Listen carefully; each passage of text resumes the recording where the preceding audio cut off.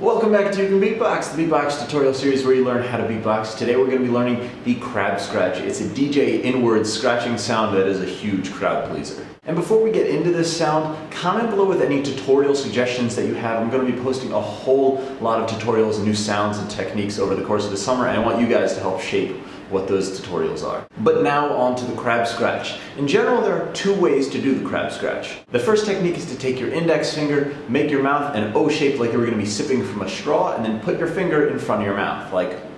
And with your finger straight in front of your mouth, you just suck in air, like. You'll have to move your finger around a little bit with a little bit of trial and error, but things should fall into place. The second method is a little bit more complex, but it has a huge payoff, and we'll see why. So what you do is you take your hand and put it flat with your fingers and your thumb in the same plane, and then you rotate your four fingers, and that creates a little crevice here in between your fingers and your thumb. So just to recap, flatten your hand, rotate your fingers. The mouth position for this method of the crab scratch is very similar to the zipper sound, the check out the original tutorial for a more in-depth look at that, but basically you just make an awkward smile, aka how I always smile, but like. And so finally you combine the hand position, the 1, 2, with the awkward smile to get the crab scratch. And you place the little crevice in front of the front of your mouth, though. And again, the positioning varies from person to person, but play around with it and you'll figure out what works for your setup. You might have noticed with the first method, with just your finger, it's kind of difficult to get it into a beat because it's so close to your lips. With that in mind, we're going to use the second method for the two practice beats, and here is the first of those practice beats.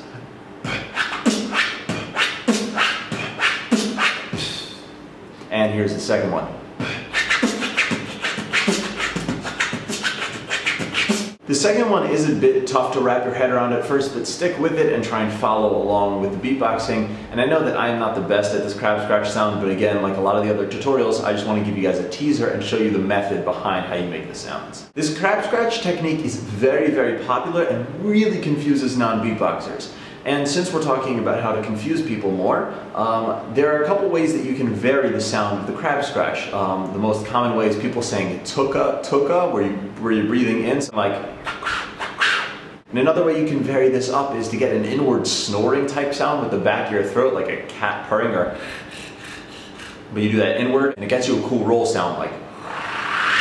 Looks like that's it for today's episode. I know it was a bit introductory, but I wanted to at least whet your palate with the concept of a crab scratch sound. Leave any comments or questions below in the comment section on this video, and if you had any successes, let us know how you did that. And if you guys enjoy these tutorials, don't forget to subscribe. This has been You Can Beatbox. Thanks for watching, and next time we'll be learning the sonic boom sound of